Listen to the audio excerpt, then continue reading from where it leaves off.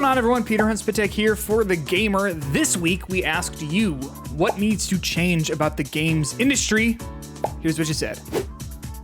Take their time, I'm assuming this is referencing developers, and not announce a game too early, and not everything has to be open world or online. I want to talk about that first point. So I constantly see people talking about the idea of announcing a game too early, and I can absolutely understand the frustration as a player for hearing about a game, seeing its trailer, seeing whatever reveal announcement they're doing for it, and then finding out that it's not going to be playable until 2028.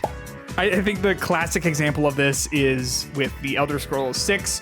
I mean, that was announced, in 2017? But it's probably going to be about 10 years between that announcement, the initial announcement, and that game actually coming out. Another recent example that's fresh in my mind is with the Blade game coming out of Arkane. That was announced in the 2023 Game Awards, and I think isn't meant to come out until about 2026. So it has everyone asking, why announce all these games so early if we're not going to hear about them really in depth for another 3 full years? And I think there's two answers for this. The first is that obviously a studio is excited to share, hey, we're working on this cool new IP, or hey, we've got a sequel to whatever game's in development right now. That definitely plays a factor, but I think the more important aspect of it comes from the industry side of things. The reason a studio announces a game so early is to generate interest in developers who might want to come work on that project. So while it's definitely frustrating as a fan to hear oh, this cool new game is announced, and you're like, oh, when's it coming out? And the answer is, oh, in 8 years. Of course that's frustrating, but on a development side, it helps grow awareness for what the projects that studio is working on to be able to hire the proper people to make it happen. And we've seen what happens when a studio is hiring for a game that it hasn't announced. Redfall was deep into its development when it was first announced, but that's a game that was really different from the rest of what Arkane Austin had done up until that point. So there was a really high turnover rate with the staff because people who signed on to work at that studio, they wanted to work on something like Prey or Dishonored, but then they come to find out oh no, we're working on a live service shooter. So it's frustrating, I get it, but that's why. Stop trying to force feed us digital copies. We want physical copies for a reason. Oh, Corey. Listen, man, you and me both. It's just not gonna happen. I mean, you look at the PS5 Pro, the fact that that thing does not come with the disc drive, the fact that you have to buy it separately. I think consoles are going to keep supporting discs for maybe one generation. But I mean, you look at, there's a discless, the Xbox Series X is discless. There's an all digital Xbox Series X. I just think that the time for physical copies of games is over. And that breaks my heart because I have a big physical games collection. And this was the year that I started to say, Peter, eventually you are not going to be able to play these, and it is going to potentially be better to start leaning more into the all digital landscape. So games like Spider-Man 2, Silent Hill 2, what else? Baldur's Gate 3. I don't even think there was a physical copy for that when I picked that up. I have been picking up digital copies, which breaks my heart. But I think I just have to be real about where the world is going. Stop doing shareholder-driven development. So when it comes time for us to actually identify what one of the major problems with these large corporate acquisitions are of Sony buying up a bunch of studios or Xbox buying a bunch of studios, it's this, in my opinion. It results in studios not being able to take risks because, hey, you just got acquired for $1 billion.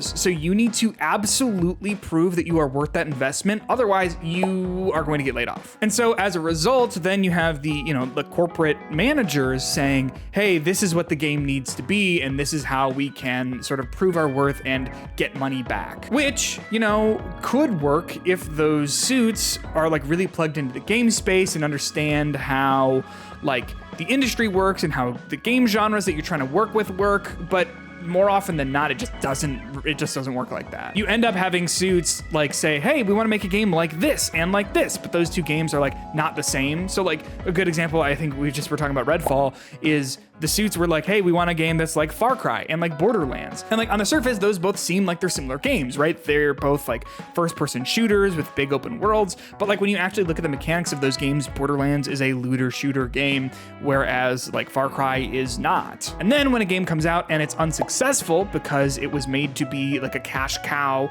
that doesn't really appeal to anyone, what happens to those developers? Well, usually they get laid off. So I agree, and I think this is a great look as to why these sorts of corporate acquisitions actually should not be celebrated. Like, I understand it's exciting when, like, you know, you're a PlayStation fan and you're really excited that the PlayStation's gonna get more games through acquisition, or Xbox gets more games through acquisition or whatever. I understand the excitement there, but like for the developer and for the industry at large, these sorts of mergers are actually quite bad.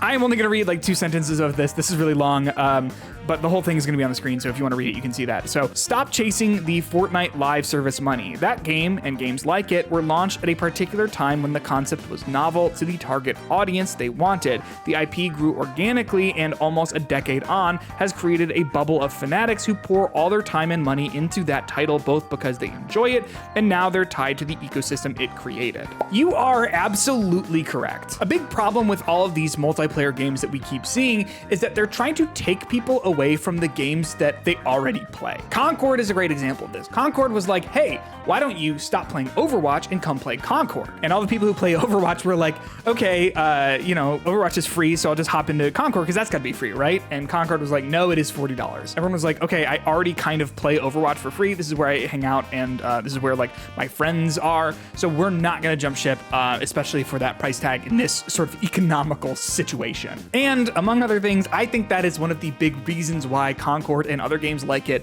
failed.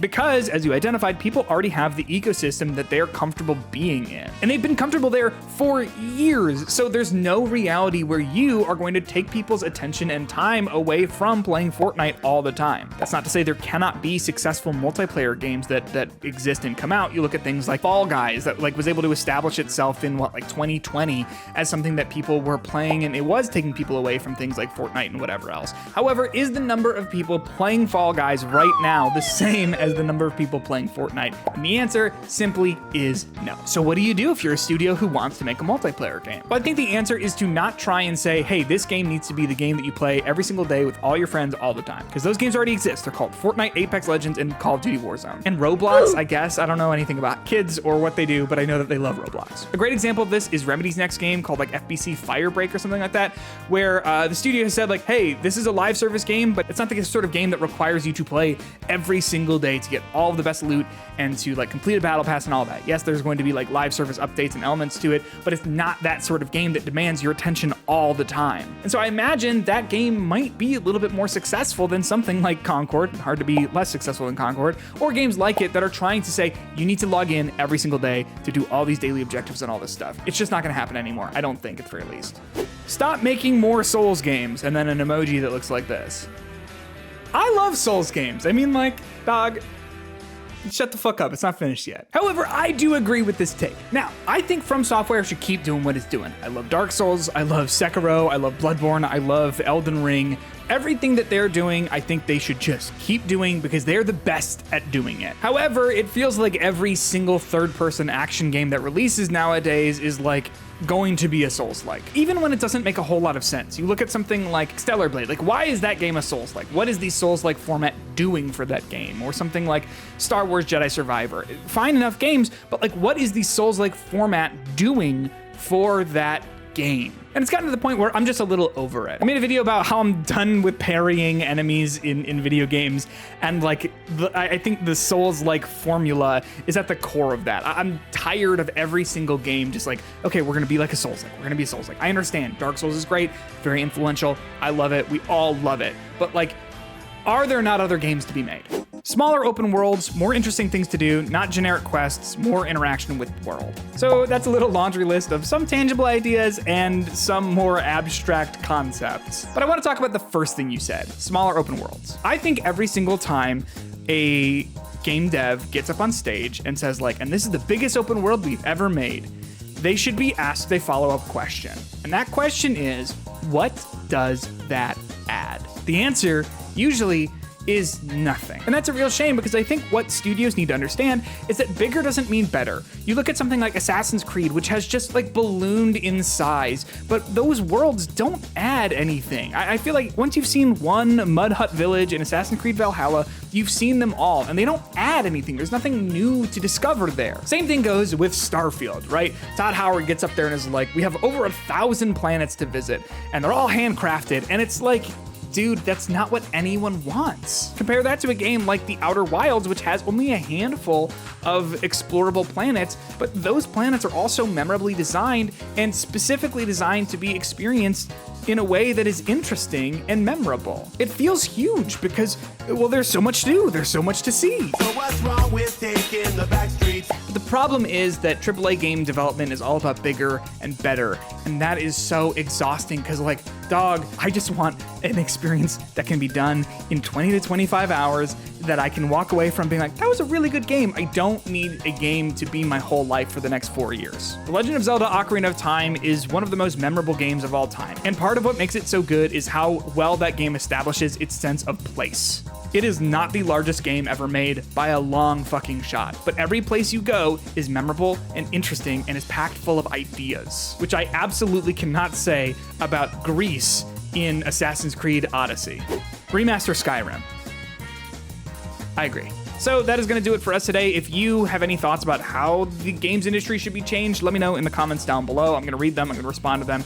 Might even make a follow-up video to this one about them. Otherwise, remember to like this video and subscribe to The Gamer, and check out any of the other content here later.